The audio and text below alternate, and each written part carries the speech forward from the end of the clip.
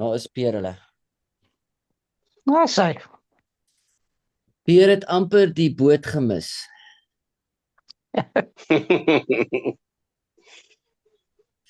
Hallo Pierre, welkom. Jy's amper laat. Hallo, is bietjie laat, jammer. Geen probleem. Vanaand begin ons actually met teks. Amper. Nee, ons gaan.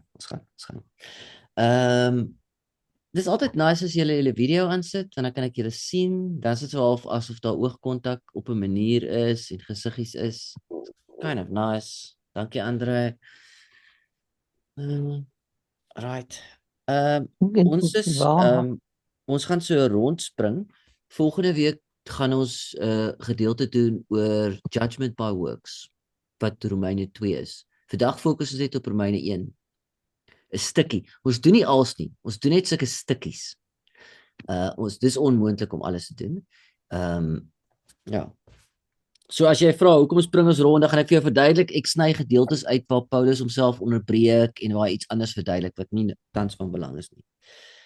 Okay, hierso is die eerste ding wat jy moet kan doen, of vir my die heel belangrikste ding op dusver, jy moet vir my die storie van die Bybel kan vertel. Met ander woorde, die framework of die raam waar jy 'n ander goed gaan inbou. Jy hoef dit nou te antwoord nie. Maar of jy kan dink aan wat is die storie van die Ou Testament? Hoe klink die storie tot en met die koms van Jesus? Dit is uiters belangrik. Want as jy nie die groot prentjie sien nie, dan kan jy nie sekere dele in die regte plekke in die prentjie pas nie. En dan het elke ou sy favourite gedeeltetjies en elke ou bou 'n gemeente op wat hy glo sy puzzelstukkies is en dan verskil almal oor 'n klomp goed. Doen hulle eie ding. Wat vir my altyd baie interessant was, as ek op die verskillende podcasts luister na verskillende ouens van verskillende groepe of denominasies, hulle verskil eintlik regtig baie min. Dis die ouens op die grond wat meer verskil, want hulle het hulle eie goedjies gebou. Okay, so jy moet dit kan antwoord. As jy nie kan nie, dan moet ons 'n plan maak dat ek dit weer vir jou verduidelik. Dit was die heel eerste gedeeltes wat ons gedoen het. Okay, nou. Belangrike punte. Ons gaan in Romeine Paulus se dilemma behandel. En sy dilemma is die geregtigheid van God. Ek gaan dit nou verduidelik en dit moet ons baie goed verstaan. Okay, punt 1. Die restaurasie wat in die Ou Testament verkondig was. Nou onthou julle dit. In die Ou Testament het die profete verkondig dat alhoewel Israel geval het en in ballingskap gegaan het, gaan daar restaurasie plaasvind. Julle weet dit. Daai restaurasie was beloof aan die huis van Israel en die huis van Juda. Dis die eerste punt, belangrike punt. Met ander woorde, nie die nasies nie. Daar's geen belofte in die Ou Testament dat die nasies tot redding gaan kom nie. Of die restaurasie vir die nasies is dis vir Israel en Juda. Dan, punt nommer 2. Die nasies kan slegs kinders van God word. Met ander woorde, deel van hierdie proses word, indien hulle deel van die verbond raak, met ander woorde, Israeliete word. So, die nasies kan ook deel van dit word, maar hulle moet eers deel van God se verbond raak deur 'n Jood of 'n Israeliete word. Derde punt, die belofte van die uitstorting van die Gees, of die Heilige Gees, is slegs gegee aan Israel en Juda. Die Ou Testament se belofte aan die nuwe verbond en die uitstorting van die Heilige Gees is gegee aan Israel en Juda. Weerens, die ander nasies kan deel van daai uitstorting van die Heilige Gees hê of deel van die Heilige Gees ontvang, maar hulle moet ook dan wat word eers? Israeliete. Okay, en dan die vierde punt, die redding van heidene sonder dat hulle deel, dis wat ek nou genoem het, sonder dat hulle deel van Israel raak of werke van die wet doen, is 'n groot offens vir die Jode en Paulus moet dit kan verduidelik. So in wat Paulus sê is nie net in Romeine nie, maar in die Nuwe Testament. Paulus sê dat heidene, dis soos ek en jy, ons kan deel van die kinders van God raak sonder dat ons die werke van die wet hoef te doen. En dit is 'n huge probleem vir Jode in sy tyd gewees. Okay. En dit lei tot punt nommer 5. Paulus se boodskap en bediening is in teenstryd met hoe Jode die reddingsplan van God verstaan. Paulus maak God ontrou aan sy eie beloftes. Dis wat Jode gedink het. Hulle het gesê Paulus het sy eie evangelie wat nie in lyn is met wat die beloftes van God vir ons as nasie is nie. Okay. En dit is uiters belangrik. En dit is die stryd wat Paulus en die dilemma wat hy moet verduidelik. Hoe kan God 'n belofte in die Ou Testament maak wat eintlik vir Israeliete, vir Jode en vir Juda en Israel was? Hoe kan hy dit toepas op heidene nasies as daar glad nie dit in die Ou Testament staan nie? En dit moet hy kan verduidelik. Okay. Right. Okay, kom ons lees gou-gou wat die expert ouens sê oor. Dis nou in Engels en ek gaan net die punte wat ons gemaak het vir julle wys waar kry ons dit en hoe hulle dit state. Nou, Paul is at pains to explain the incorporation of uncircumcised Gentiles into the New Covenant Ecclesiastes Kerk Church. When the New Covenant promises Israel's restoration, not Gentile salvation. This question is central throughout Romans, climaxing in Romans 9 to 11, with Paul's explanation of the mysterious relationship between the incorporation of the Gentiles and Israel's salvation. Daai hele moeilike stuk van Romeine 9 tot 11 wat almal stry oor. Indeed, the fact that Paul begins in Romans 9 to acknowledge that, julle ken seker versie 9:4, the covenants belong to Israel, indicates that he is fully aware of this problem. Met ander woorde, Paulus self is bewus van hierdie probleem wat hy self skep. En dan the restoration passages in Isaiah, en ook so sê die restaurasie gedeeltes in die hele Ou Testament, on which Paul's draws are also distinctly nationalistic. Met ander woorde wat hy sê is die gedeeltes oor die restaurasie van Israel en Juda is nationalistic. Dit beteken dit verwys na Israel en Jode. Specifically the promise of Israel's restoration. The Isaianic servant in Isaiah 49, for example, is commissioned to establish the tribes of Israel and to bring back the dispersion of Israel. Similarly, the outpouring of the Spirit is promised not to the nations, but to your offspring, of Jacob's offspring, in 44:3. Specifically to those in Jacob who turn from wrongdoing. When Paul quotes Isaiah 59:21 in Romans 11:27, and I say, this is the covenant with them, dan gebruik hy is pulling from that passage about Jacob's reception of the Spirit, restoration and exaltation, not a promise of the outpouring of the Spirit to non-Israelite nations. So wat hy sê is, die beloftes in die Ou Testament is nie gemaak aan die nasies nie, maar aan Israel of Juda nou. In this light, if Paul believed the new covenant was being fulfilled as predicted by the biblical prophets, one would expect him to be celebrating the miraculous return of the northern tribes, not proclaiming the mystery of the justification and incorporation of Gentiles into the new covenant church. This is a critical, important point, often missed and when discussing Paul's rationale for Gentile inclusion. So, dis nou baie woorde gewees. Maar hier is die probleem. Paulus moet iets verduidelik aan Jode. So 'n hele tyd voor Paulus die brief skryf aan Romeine, was Jode verban uit Rome uit. So ek kan nie onthou of dit in Claudius se reën was nie. Sy heerskappy was nie. Was Jode verban uit Rome en alle Jode moes hulle tassies gepak het en Rome verlaat het. Toe die kerk in Rome gegroei en die kerk het net onder heidene gegroei. Obviously, daar was geen Jode nie. Toe voor Paulus die brief skryf, word Jode weer teruggenooi Rome toe en hulle kon weer daar gaan bly. Toe was daar 'n Gentile kerk in Rome. Daar was Jode gewees wat nie Christene was nie en daar was ook Jode gewees wat Christene was wat nie in Rome mocht gebly het vir 'n lang tyd nie. So daar was 'n hele huge probleem. Daar was 'n thriving Gentile kerk wat ge-expand het en baie lidmate gehad het en dan Joodse Christene wat uitgevoel het en dan Jode wat gesê het ons hou aan die Ou Testament vas, Paulus is 'n leienaar. En Paulus moet daai hele ding probeer verduidelik.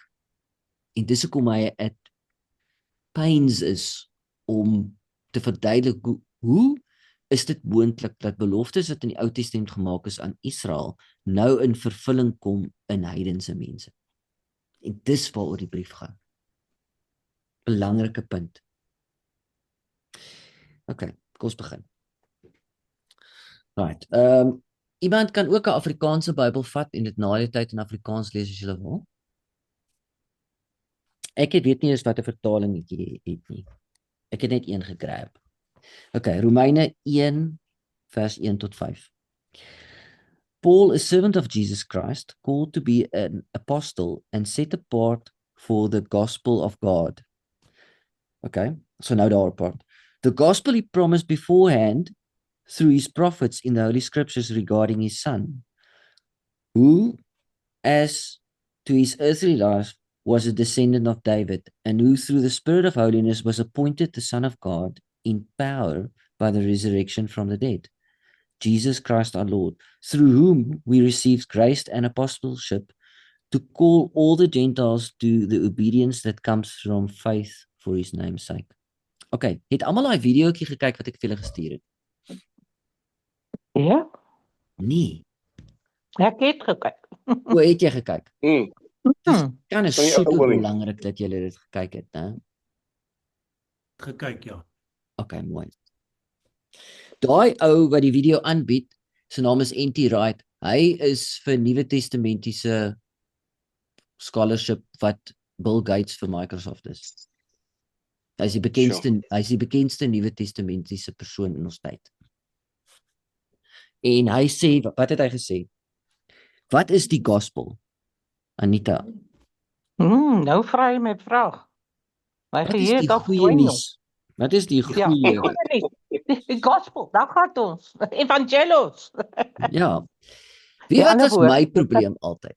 My probleem was altyd, my evangelie het bestaan uit nie goeie nuus nie, maar uiters slegte nuus.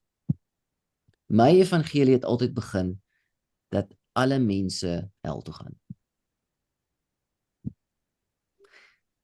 as hulle nie gered is nie. En dit het ek nooit verstaan. Hoe kan die evangelie goeie nuus wees? Dit is nie goeie nuus nie. Dis actually slegte nuus, uiters slegte nuus. Jy moet Ek het dit altyd gedink in my kop. En dan het ek myself gepaai en gesê, maar dis die goeie nuus kom. Die goeie nuus is daar's nou 'n pad uit na die verderf, van die hel af. Daar's 'n pad uit. Dis die goeie nuus. Die goeie nuus is jy hoef nie te gaan nie. Maar dit was nog nooit regtig gejal in my kop nie. Want die feit dat almal verlore is nie goeie nuus nie. Dis slegte nuus. Maar die evangelie is goeie nuus. En wat is die goeie nuus? Nie die idee van hemel en hel nie. Ek het daar begin. En dis hoekom ek nooit by goeie nuus uitkom of dink aan nie. Die goeie nuus is wat? Daar's 'n nuwe koning wat heers. Nou, Ja. dis die goeie nuus. Ja. So evangelios beteken luister gou almal, ek het uiters goeie nuus vir julle. Daar is 'n nuwe heerser koning. en sy naam is Caesar of Nero of wat ook al. En hy heers oor julle en hy gaan na julle kyk deur die Romeinse wet en heerskappy oor julle te bring. Ja. En dan die goeie nuus het ook 'n stertjie dan wat nie goeie nuus is. En dit is dat as jy nie onder sy heerskappy wil submit nie, dan vernietig ons jou. Nou. So die Romeinse soldate het op hulle perde ingekom na 'n dorpie toe en gesê, daar's uiters goeie nuus. Ons is hierso om vir julle vreugde en vrede en beskerming te bied. Nou. As julle ons teestaan, raai gou wat, maak ons julle almal dood. Ja. En eintlik is die evangelie baie dieselfde. Nou. God het gekom en 'n nuwe heerser oor die heelal gesit. En daai heerser is bevestig deur die feit dat hy uit die dood uit opgestaan het as die heerser van die heelal. Nou. En wat bring daai boodskap? Daai laaste stukkie. Obedience that comes from faith. Nou. Ja. Wat is die boodskap wat dit bring? Dit bring aan al die heidene nasies. Nou, bring die goeie nuus gehoorsaamheid as gevolg van hulle fidelity aan hom. En dis so 'n eenvoudige boodskap. Imagine die volgende. Jy bly in 'n dorpie soos Riversdal. Nou, Jy. en julle is 400 mense wat daar bly. En hier kom 'n massive army aan en hulle sê, weet wat, ons het nou beheer geneem oor Suid-Afrika want daar's korrupsie en daar's geld wat verlore gaan en mense wat losbandig leef. Ons het in die heerskappy oor dit geneem deur 'n staatsgreep. Julle is almal welkom om ons te join. As julle ons join, dan dra jy hierdie badge. As julle ons nie join nie, dan maak ons julle dood. Dis so maklik so dit. En dis presies wat Jesus gedoen het. Jesus het die dood uit opgestaan, die heerskappy ontvang, né, oor die heelal.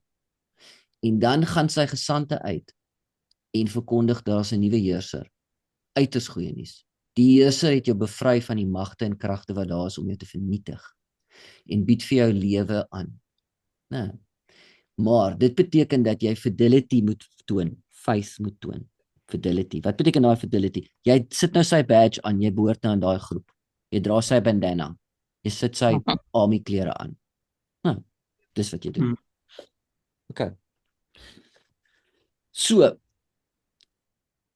ek sien nog niks hierso van 'n huge probleem dat jy nie in die koninkryk kan wees as gevolg van iets nie, né? Dis nog al. Dis eerste ding wat ek wil establish. Die goeie nuus is die feit daar's 'n heerser, né?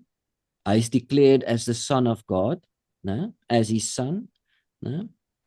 Through appointed as the son of God, empowered by the resurrection from the dead. Né? En Paulus en sy maats het apostelskap gekry om na al die heidene nasies te gaan. So dis die eerste ding wat hy vir daai Jode sê. Luister, ons het deur Jesus Christus, apostelskap ontvang om al die nasies in te roep hulle almal in sodat hulle in obedience kan kom onder die heerskappy van Jesus, van God deur Jesus Christus. Okay, dis die begin van die evangelie. Dis die eerste ding. Die eerste ding is nie, hey, jy het soveel sonde in jou lewe en jy gaan hel toe nie. Dit is nie waar die evangelie begin nie. Belangrik. Okay. Dan sê Paulus die volgende. Ons spring nou, jy gaan nou sien, ek het nou 'n klomp versies geskiep. Ek is nou skielik by vers 16, né? Jy kan nou daar tussenin versies gaan lees as jy wil. For I'm not ashamed of the good news, because it is the power of God that brings salvation to everyone who believes, first to the Jew, then to the Gentile.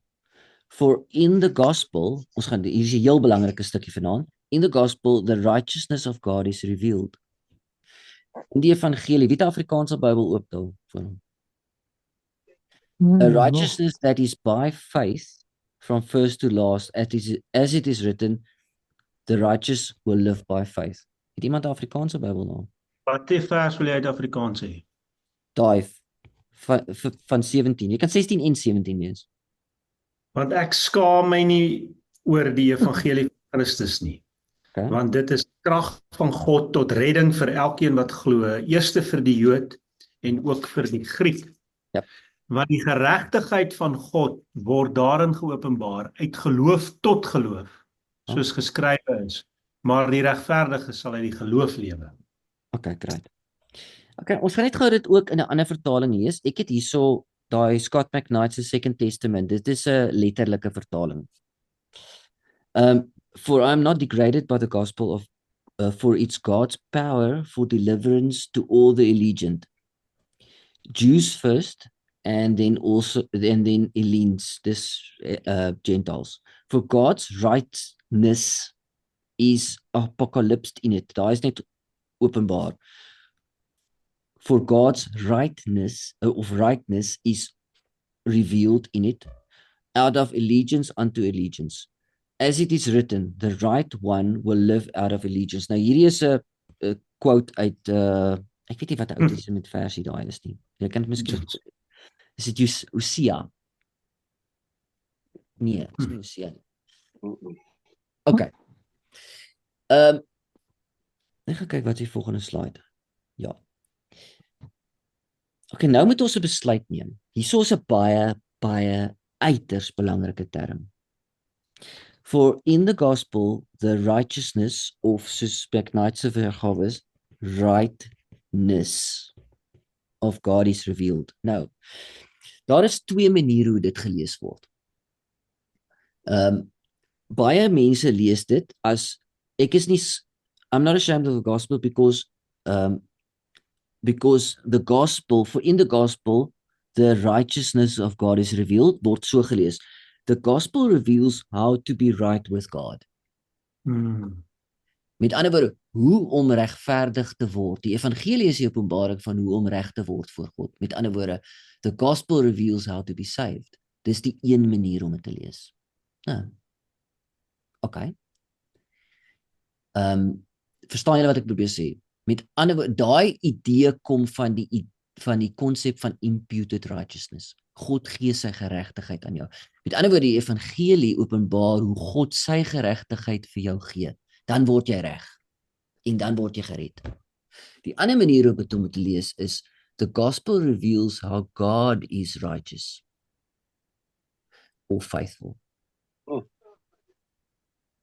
So, wat is the righteousness of God? Is dit die geregtigheid wat hy vir jou gee of is dit sy eie geregtigheid? So nou vra ek jou die vraag, as jy teruggaan na Romeine 1 vers 5 tot 1 van 1 tot 5 wat ons nou net voor dit gelees het. Wat probeer die stukkie vir jou sê? Probeer dit vir jou iets sê van wat God beloof het van tevore wat hy nou in werking bring? Of probeer dit vir jou iets sê van hoe jy reg voor God kan wees? Dit probeer vir jou iets sê van wat God beloof het en nou in werking bring. Nou, Paulus probeer die volgende reg aan die begin sê. Hy sê, God het reg aan die begin beloof dat heidene nasies ook deel kan word van die kinders van God. En hy is besig om uit te gaan en die goeie nuus aan hulle te verkondig, hoe hulle in obedience kan kom en faithful aan Jesus kan word. So as jy daai het, kan jy die gedeelte nie anders lees as om te dink dat the righteousness of God beteken the gospel reveals how God is right or faithful. Faithful to what? To his promises.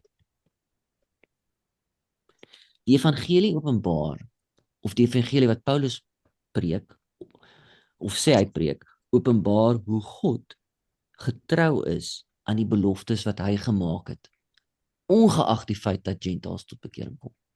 Want hy moet dit kan verduidelik. Hy gaan uit en verkondig die evangelie aan heidene nasies en dwing nie daai heidene om besny te word of om die tempel te besoek nie. En hy sê hulle is gered. Hoe kan hy dit sê? En hy sê die evangelie is juist die goeie nuus. Hoe God steeds getrou is aan sy beloftes ongeag dit. Die probleem is, baie van ons het hier vasgehaak. En Martin Luther se vraag probeer antwoord. Hoe kan ek wat so baie dinge verkeerd doen, hemel toe gaan? En dit is 'n huge vraag en 'n belangrike vraag en baie van ons dink so en dis normaal om so te voel, want ons maak almal foute. Maar dis die op die bandwagon wat Paulus is nie. Paulus is nie by daai vraag besig nie. Paulus het 'n baie groter issue om te antwoord. Nou. Verstaan julle? Dink Ja, dit sink nog in. Okay. Dis goed.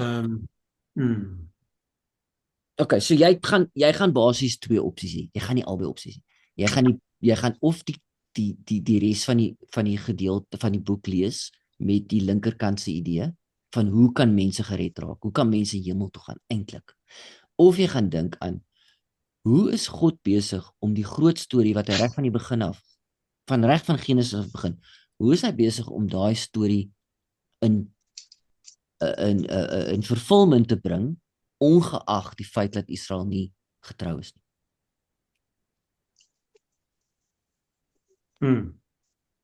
What advantage then? Okay, nou belangrik. Ek skiep nou Romeine 2, ek weet dit.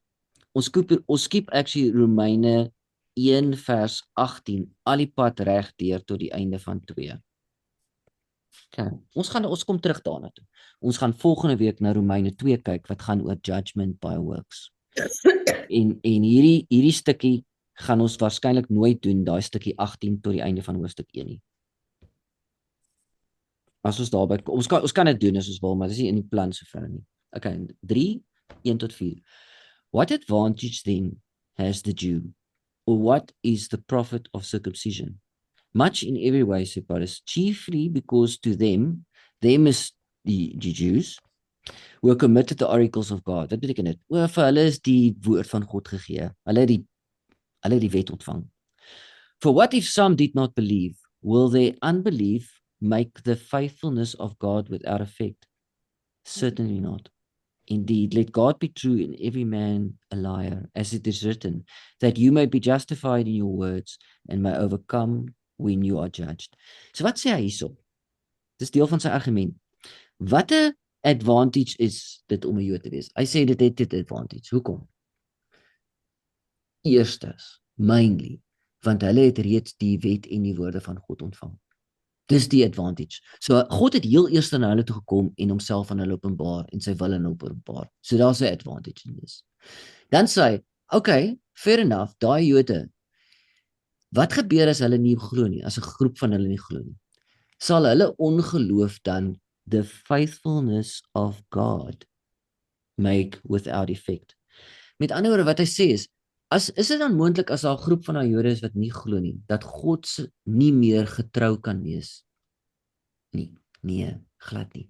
Laat God waar gemaak word en elke mens se leenaar, beteken die volgende: God kan aanhou getrou wees aan homself en aan sy mense, ongeag die feit dat daai Jode nie getrou was nie. So dit het niks te doen met persoonlike redding. As jy nou getrou is of ongetrou is by tye, gaan jy nog steeds 'n kind van God bly. Dit het actually niks daarmee te doen. Dit het feit met doen dat God is faithful aan wat hy beloof het. Daai aan sy promises. Sy faithfulness, sy getrouheid, nie aan jou as individu nie, maar aan sy beloftes, aan die Jode self bly nog steeds in plek. Al is daar 'n klomp van hulle wat unfaithful is. En die meeste van hulle was. So en dit is uiters belangrik, want Paulus probeer hierso sê die volgende: God se plan bly nog steeds in werking, ongeag die ontrouheid van daai groep mense. Okay. So dis wat ek die eerste ding wat belangrik is. Paulus sien die evangelie as die goeie nuus dat God nou in werking bring dit wat hy beloof het reg deur die eeue, deur die profete. En dit wat hy in werking wil bring is die redding van mense. En die eerste ding is hoe hy doen, hy het Jesus Christus uit die dood het opgewek en is heerser geplaas. En almal wat onder sy heerskappy kom, word nou kinders van God. Dan sê hy ook, daai evangelie is uiters goeie nuus en hy is nie skaam daarvoor nie, want dit is die krag van God. Want dit openbaar hoe God getrou is aan wat hy beloof het. En ons kan hierdie versie is baie moeilik aan die einde, daai stukkie. Ons kan een of ander tyd daaroor praat. En ons gaan weer hier aan werk, en dis 'n quotasie uit een van die Ou Testament boeke. Daar staan eintlik the righteous one. Daar staan eintlik the righteous one, but like righteous one will live by faith. Faithfulness. En dit verwys na Christus Jesus. Okay, so in die evangelie word openbaar hoe God reg is of getrou is aan sy beloftes. En God is getrou aan sy beloftes ongeag die ongetrouheid van daai Jode. Al het hulle 'n voordeel gehad. Okay, laat dit net gedink gou oor wat ek gesê het en dan comment jy gou daaroor. Ella is nou nie vanaand hier nie, so daar word nou nie baie gepraat. Ja, dankie tog. Maar dit beteken julle moet praat. Ja. Okay. So jy moet vir jouself kondens in wat jy leer en dan moet jy gaan dink daaroor. Okay, ek wil net laaste ding sê, dan is ek klaar, dan kan een van julle 'n comment gee. Hierso is 2 sirkels. Hierso is, okay, ek gaan dit net vir myself maak. Ek wil jou nou nie betrek by dit nie. Hierso is die sirkeltjie wat ek verstaan het as die evangelie. Jare terug. Jesus het gesterf vir my sondes. Dis die uiters goeie nuus. En dit is goeie nuus.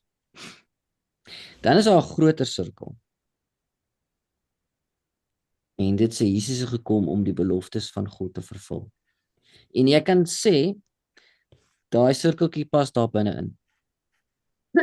Nou, verseker het Jesus gesterf vir my sondes. Nou, dis wat Paulus sê in 1 Korintiërs 15. Christ died for our sins according to the scriptures. Maar as jy net daai sien aan die linkerkant, dan bestaan jou hele boodskap uit wat hulle noem sin management. En jou hele lewe, jou hele Christen lewe kan dalk bestaan uit sin management. Nou, terwyl die regtersirkel wat dit insluit is net soveel groter en soveel beter en soveel meer goeie nuus. Hierdie is 'n baie nou manier om te kyk aan. Dis hoe die reformatie mense gekyk het na die Nuwe Testament. Dis 'n manier om my sondeprobleme op te los. Terwyl daar's actually 'n huge backstory wat die vervulling van die beloftes van God is en 'n nuwe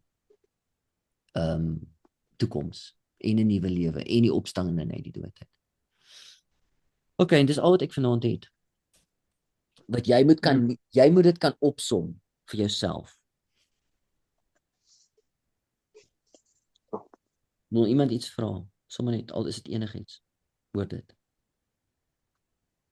Ek wil iets vra. Ja. As jy nou met jou nuwe begrip, met die groter begrip van wat die evangelie is, met 'n ou in die straat moet praat, hoe gaan jy dit verduidelik? Hoe gaan jy hom 'n uitnodiging gee?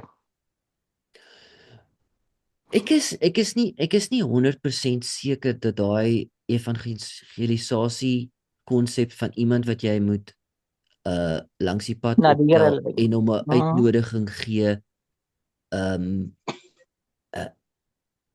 regtig iets is I don't know, ek wil dit nie afskiet nie, want ek het dit nog nie so baie gedoen nie. En mense wat dit doen, it kind of works, né? maar ek dink nie ek sien dit nêrens nie. Okay, kan ek 'n praktiese ding doen? Ek sit met my broer wat sterwend is. Ja. Totale ateïs, wetenskaplike. Ja. En ek het by God 'n strategie gekry en hy het vir my gesê, wees net lief vir hom, wys vir hom baie liefde, gaan na sy vlak toe, praat met hom, wees daar vir hom. Maar nou sit ek met baie kennis. En dan dink ek het jare gebid vir hom, maar nog net nie 'n inhoud nog ooit gemaak nie. Wat kan ek uit hierdie nuwe begrip uitleer wat my kan help om by hom uit te kom? En vir hom te sê, God is goed en God is getrou. En God maak beloftes en God bly net dieselfde en hy vervul sy beloftes. Ek het nie vir jou antwoord nie. Okay. Ek het nie vir jou antwoord nie, maar ek het 'n baie goeie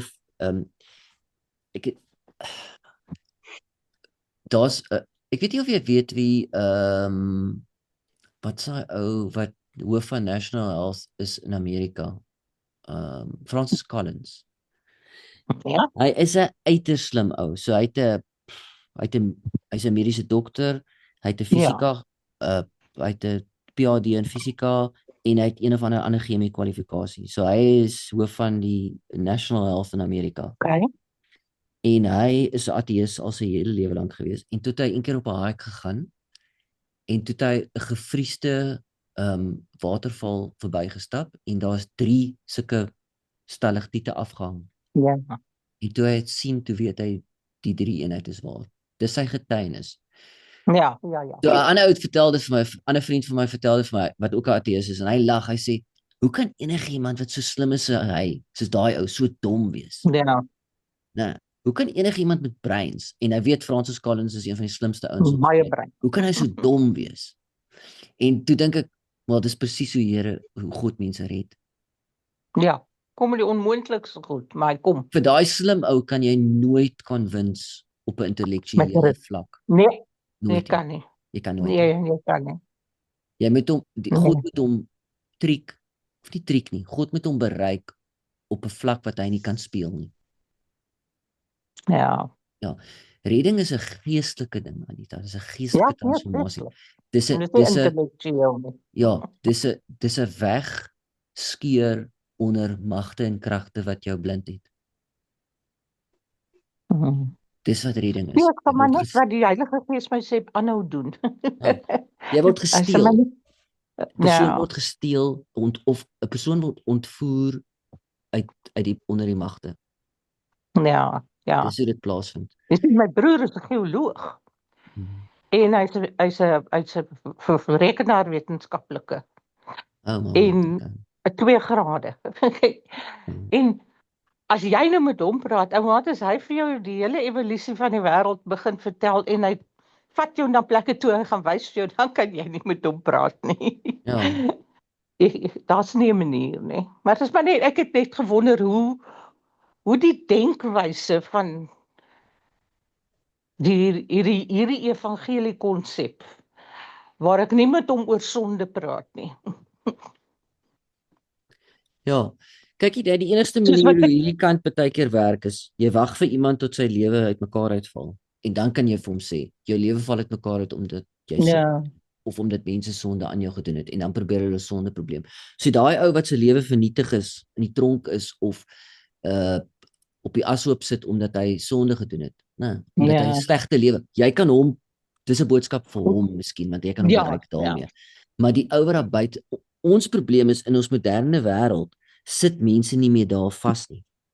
Nie almal nie. Mense sit nie meer mense het 'n manier om hulle self uit te koop uit dit uit. Ja, daar is Mense sit oor die algemeen met 'n hart wat baie ongelukkig is, né? En mense sit met die feit dat hulle geen purpose het nie, hulle het geen doel nie. ja. Hulle leef net vir hulle self. En die leegheid wat saam met dit kom. En die ding wat God vir ons beloof het is lewe, né? Die nuwe lewe. Ja, so ek kan jou nie regtig antwoord nie. Nee, dis fyn. Ek het net gewonder of daar jy weet, of ouens wat nou al jare in hierdie teologie denkerigting is. Hoe doen hulle dit? Hoe verduidelik hulle dat hulle iemand oorwen na God se kant toe? I don't know. Okay. Ek dink is my persoonlike opinie. Ek dink ons sit met ek dink ek moet dit stop want ons is nou Okay, ja, ons is nou op 'n ander